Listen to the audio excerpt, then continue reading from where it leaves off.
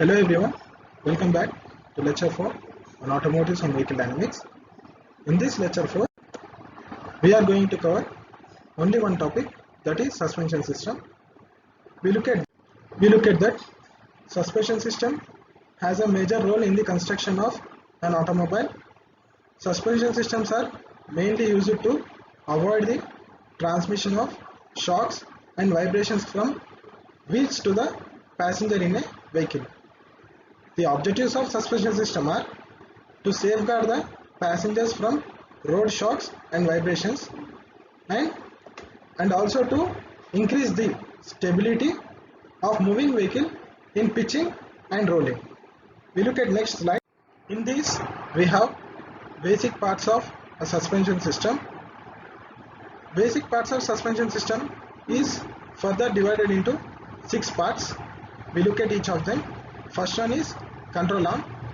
Control arm it consists of 2 movable levers, one at the top and another one at the bottom. The top one is connected to the steering knuckle, whereas the bottom one is connected to the body or frame. We can look at the clear image of this control arm on this image. And next, second one is steering knuckle. This provides the bearing support to the wheel assembly.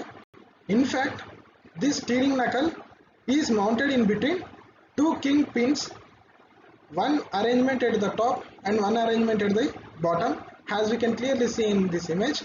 Next one, in number 3, we have ball joint. This ball joint is mainly consists of 360 degrees free movement angle, so that it will permit control arm and steering knuckle to move up and down or side by side.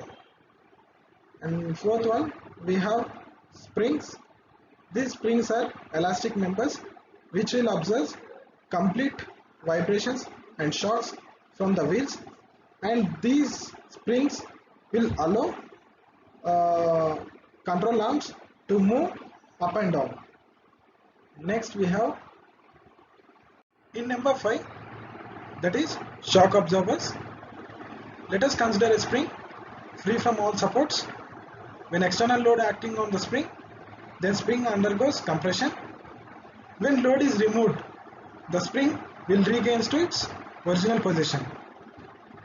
In the same manner, we introduce the same spring in an automobile. When loads are acting on it, it will undergo compression. But when loads were removed, it was unable to get back to its original position. This is because of the weight of the automobile is acting on the spring continuously. To avoid this delay of regaining to its original position, we are introducing shock absorbers or dampeners. Number 6, we have control arm bushings.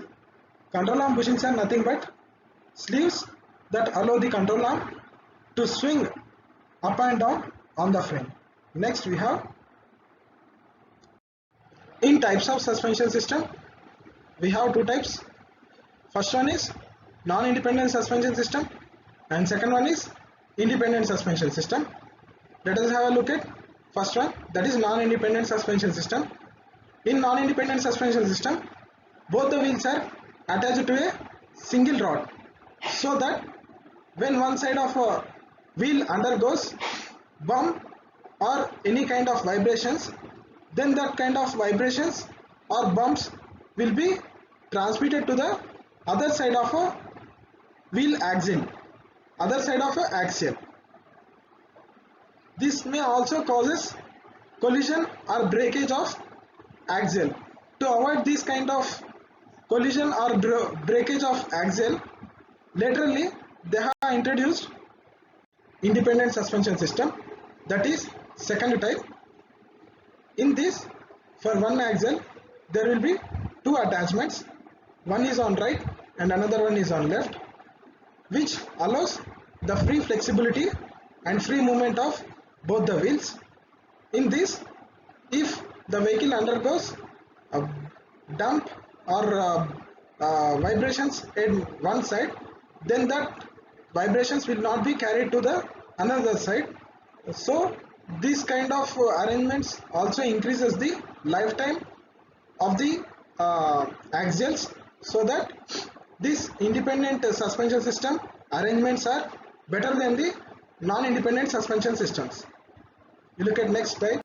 In this, the independent suspension system is again divided into two different types. We look at them. First one is McPherson strut and second one is wishbone suspension. We look at clear explanation about each of them. McPherson strut. In this McPherson strut, it's a very popular and efficient form of a suspension. It has one control arm and a strut assembly. A coil may be mounted on the control arm instead of being around the strut. On this type, the shock absorbers connect the knuckle to the frame. This type of suspension is often used rear suspension system. And next, we look at wishbone suspension. In this wishbone suspension, this design will be mainly concerned on the upper and lower wheels bearing and contact. The upper wishbone is shortened and the lower wishbone will be larger. Depending upon the requirements of the vehicles, the design of this wishbone suspension will be varies. And we look at next, that is types of springs. In types of springs, we have four types. First one is coil spring, second one is leaf spring, third one is air spring, and fourth one is torsion bar. We look at coil spring. Coil springs are those easily available in market and low cost and compact size, and coil springs is mostly common type of springs that found on the modern vehicles and also in many suspension. Next we have leaf springs. These leaf springs are mostly used in many earlier applications. These leaf springs, when internal friction is produced, then they will provide damping capacity to the vehicles. These leaf springs are mainly arranged to the heavy or load carrying vehicles. These leaf springs are now limited to some cars. And next we have air suspensions. These air suspensions are mainly worked by the help of air pumps or compressors. When air from the compressor is forcefully pumped into the flexible balloons, then this balloons will be enlarged. These balloons are mainly made up of textile reinforced rubber material. So these balloons are having a capability of enlarging capacity when forcible air is flowed into it, and these balloons will raise the chassis from the axle. This is the working principle of air suspension system. We look at next type. Next we have torsion bar. In this, torsion bar resists the twisting action and act like a conventional spring. One end of the torsion bar is connected to the frame and another end of the torsion bar is connected to the lower control arm. Up and down of the suspension system twists the torsion bar. Then it will try to return to its original shape by moving the control arm to its original place. This is the complete brief explanation about suspension system. Hope you all have a great time in this session. Meet you all in my next session. Thank you.